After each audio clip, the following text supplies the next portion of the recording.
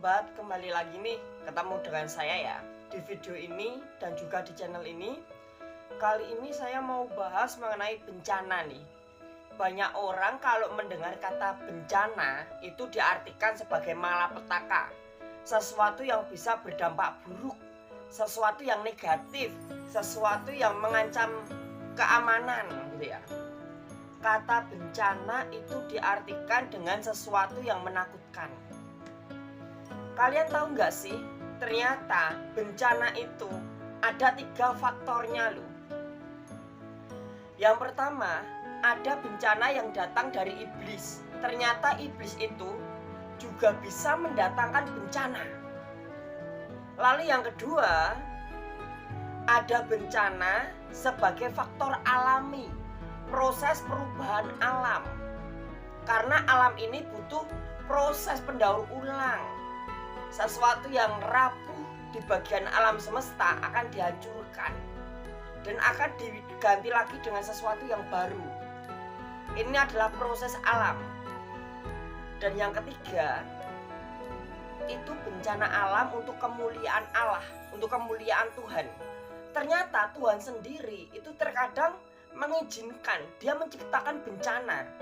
Tuhan sendiri itu terkadang menciptakan bencana untuk menampakkan kemuliaannya di tengah-tengah manusia.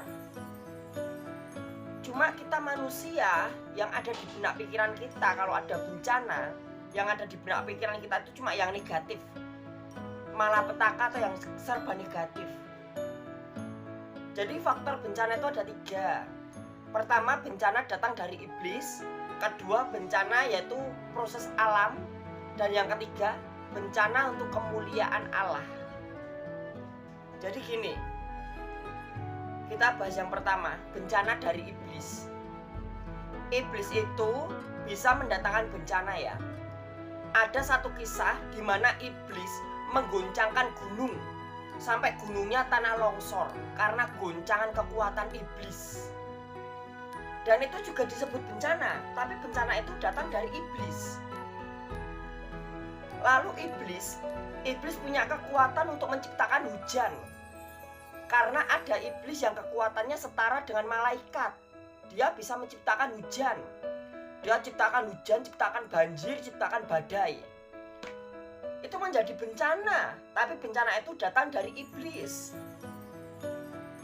Lalu ada lagi iblis membuat kecelakaan. Kita dibuat kecelakaan oleh iblis.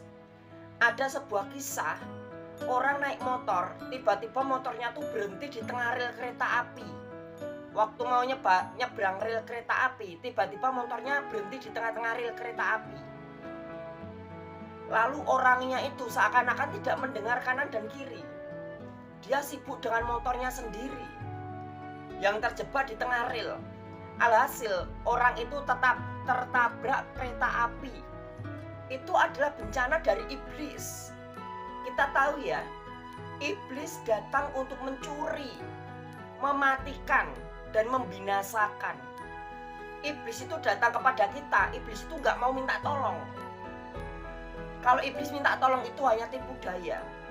Iblis itu hanya ingin mencuri, membunuh, dan membinasakan. Lalu yang kedua, itu bencana dari alam. Alam semesta, bumi, itu butuh yang namanya proses alam, pergantian alam. Kenapa ada gunung meletus, kenapa ada gempa bumi, itu semua adalah proses alam. Dimana proses alam ini sifatnya ilmiah, sifatnya tuh ilmiah. Dan orang-orang yang memiliki ilmu secara ilmiah itu dapat paham, ini proses alam. Lalu yang ketiga,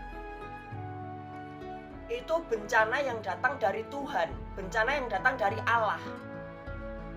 Terkadang Tuhan sendiri, Allah sendiri mendatangkan bencana di tengah-tengah manusia. Supaya apa? Supaya manusia sadar,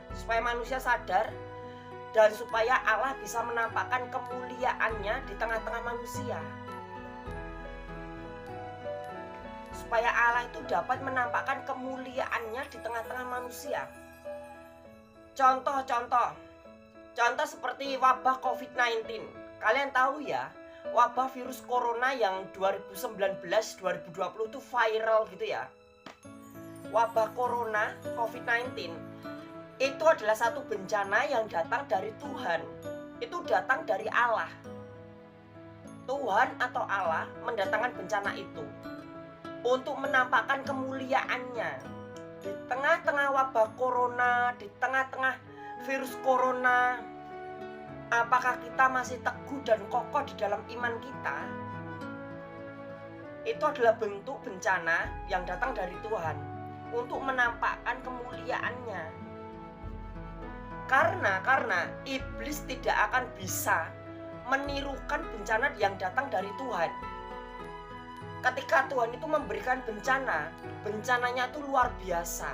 Iblis tidak akan bisa menirukan. Iblis mau bilang, aku bisa buat wabah corona. Coba. Iblis itu nggak akan bisa buat wabah corona. Karena wabah corona itu datang dari Tuhan. Dan biasanya setiap masa Tuhan mencobai. Setiap masa Tuhan bukan mencobai ya. Ketika Tuhan itu mendatangkan bencananya untuk menunjukkan kemuliaannya, itu menjadi sesuatu yang luar biasa loh. Iblis tidak akan bisa menirukan bencana yang datang dari Tuhan. Karena bencana yang datang dari Tuhan itu bencana yang luar biasa.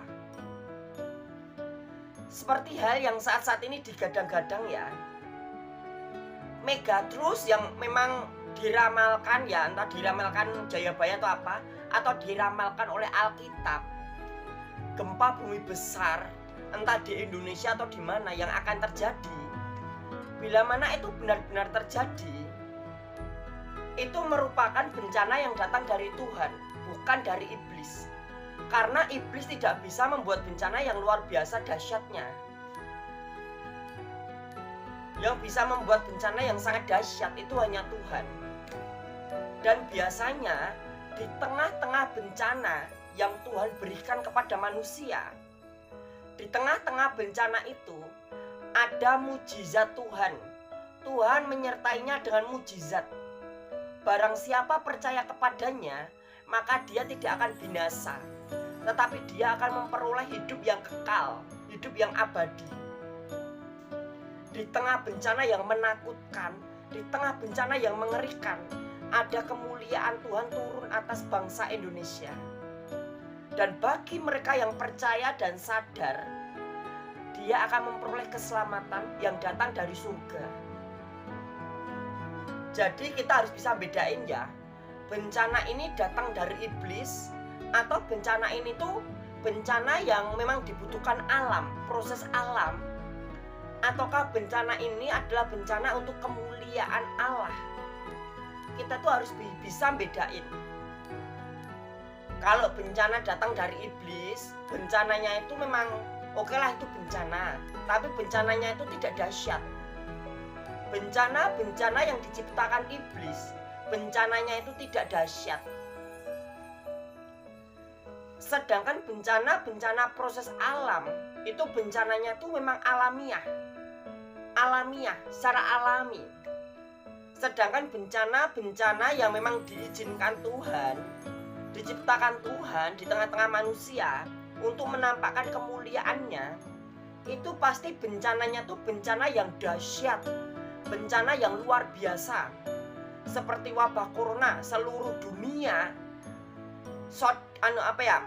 kayak down, seluruh dunia tuh mengalami down, mengalami penurunan. Entah di bangsa Arab, di Asia, di bangsa Barat, negara-negara Barat, seluruh dunia itu mengalami dampaknya down. Jadi kita tuh harus bisa bedain nih, ini bencana itu datang dari siapa sih? Malapetaka itu datang dari siapa sih? Di agama Kristen itu agama yang sempurna loh. Kalau kita benar-benar tahu Alkitab, kita tahu Kristen, tidak ada yang sama seperti Kristen loh.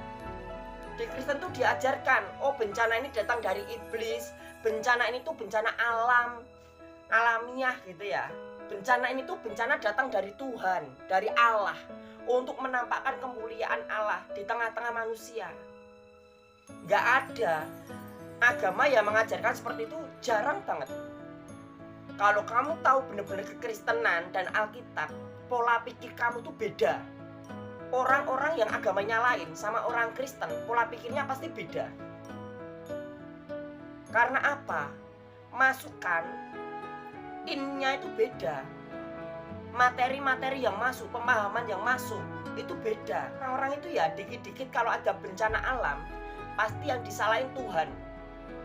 Ya Tuhan, do Gusti, paringono sabar, kabeh iki ujiane saka Tuhan.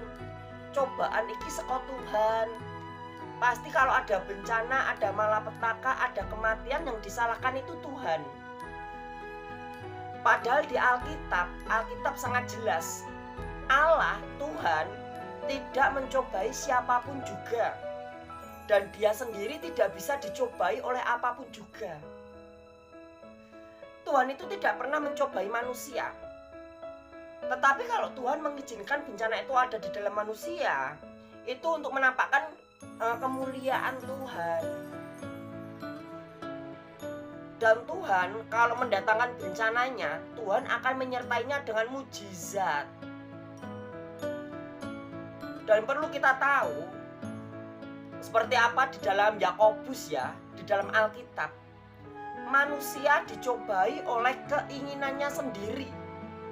Hawa nafsu manusia itu sendiri yang mencobai sang manusia. Dan iblis itu bekerja supaya manusia memiliki keinginan. Iblis itu mempengaruhi manusia. Iblis berusaha mempengaruhi manusia supaya manusia itu punya keinginan untuk berbuat dosa dan mencobai dirinya sendiri. Dan bila mana dosa itu dilakukan, dosa itu akan mengakibatkan kematian, maut. Alkitab itu luar biasa loh. Di dalam Alkitab kita tuh nggak ada. Kalau ada bencana, kalau ada apa-apa, kalau ada cobaan, yang disalahkan Tuhan, yang disalahkan